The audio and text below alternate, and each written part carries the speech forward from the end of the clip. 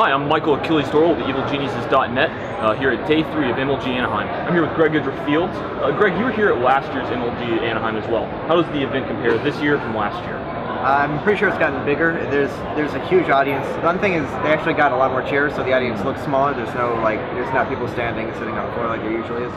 But overall, it's been good. The entire thing's kind of been clouded for me with the involvement of WCS. I was just entirely out of it the entire time and never had any time to actually go around. Like, I haven't played Heart of the Storm yet or anything. So it's hard for me to really give an objective opinion, but it seems great. Yeah. You did say that you were competing in WCS. This is the first time there have been 2 tournaments at a single MLG. Has that provided any challenges or difficulties for you? It's absolutely awful. Like, they shouldn't have done it. They shouldn't do it again. The first night, I was playing until like 1 or 1:30, and Illusion was playing until 2:30.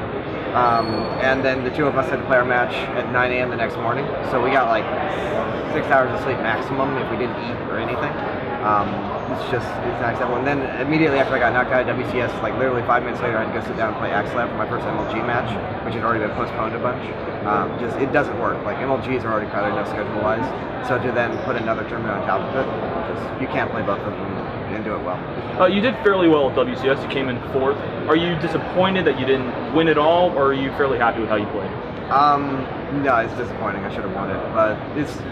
Jeff actually said something yesterday that really rings true. It's like playing a ladder for $12,000. Like, there's so many lesser known, honestly not very good players who just kind of cheese their way through. Like Daisuke, he's okay, but he just did stupid all in. 14-14 Ling Banglin does not work anymore with the green buff. And that's actually why I canceled my Banglin. I just put down Roachworm. I didn't see any more links come out. Ling Banglin's a bad build anyway, so I figured he's just going Roach, which is also a bad build, but it makes more sense with what I saw.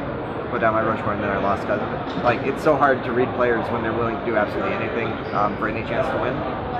So it's a really frustrating tournament to play, a really frustrating way to lose. But I played badly, so I can't really say I deserve to win that much. You played Spades in the very, very first round of WCS, and there's obviously been a little bit of controversy around him. Do you have anything you want to say about the stream cheating out or map hack allegations? And I heard that there was a little bit of BM at the end. Not really. He was a confirmed hacker in StarCraft 1, like we caught him 100%. Then he just didn't admit it until 2 years later when he went to become a pro at StarCraft 2. So he's just like a dirty, terrible person to begin with. And now he's apparently hacking again. Like, we don't have 100% proof, but if you watch his play, it's just way too many coincidences over and over and over, along with stuff that doesn't make sense at all, like the differences in screen movement when he's streaming and when he's not. And he's actually a really bad player when he's not hacking, so I can do anything I want to him. So the first game I just danced my Ultimus a couple of times, and then the second game I popped up. I think it ended up being like 9 or 10 9 total in his base after it was over. All right.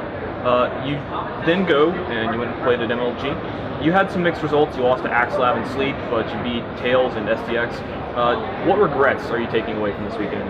Like I said, I had to play Axlab literally 5 minutes after I got knocked out at WCS, so that kind of sucked. And the games, it was just kind of frustration. Like, we were in half-map versus half-map situation on Metropolis. He didn't actually have a very good army. He had too many Void Rays. It was really weird. But yeah, he used mass recall from his mothership after poking around with his army, so it was like, well, okay, maybe I can go kill him. I don't really want to sit here and play a mass spine crawler game. He burned some mana, but then he had enough left for a Vortex, and he just got literally everything in it. So that was a really dumb series. Beating Tails was nice. He's not like a great player, but he's a Korean Protoss, and I kind of dislike him because he's really cheesy, so beating him felt good. Stomped on STX, which is nice because he beat me in Clan War recently. I played reasonably well in those 2 matches, but I was just absolutely exhausted the entire day. I was playing pretty poorly on the whole, so I wasn't too surprised that I did badly. All right. Did you get to catch any of the Kespa games last night? I saw little bits and pieces of EG.IdrA Leda and Flash for Sulky. Flash looked quite good. It's kind of, I hesitate to make judgment on any of the Kespa players because we've only seen them play each other, so it's kind of hard to judge relative to the actual Star 2 pro gamers. But Flash looked like he was really good. It looked like his macro was really clean, like legitimately really good. His control was good enough, his strategy was pretty normal. He made a lot of medvacs, which is something I feel that a lot of StarCraft 2 Terrans kind of lack, just kind of don't do. They get up to 10 and they're like, well, this is enough. He actually ended up with like 17. And when you have that many, Fungal just doesn't do anything at all anymore. So there are little bits and pieces of his play that I really liked. Jaedong, hit or miss. Leda looked pretty bad. I didn't like Leda's play very much at all. And Sulky was underwhelming solely because he had been hyped up so much as the best Kespa player, and he just looked like a decent Zerg. And you said that you haven't had a chance to play any Heart of the Storm yet, but from what you've seen from the battle reports and the interviews, what are you taking away so far? It kind of seems like they just put a bunch of really overpowered stuff in the game, and then they're gonna balance it down once they get real players playing it.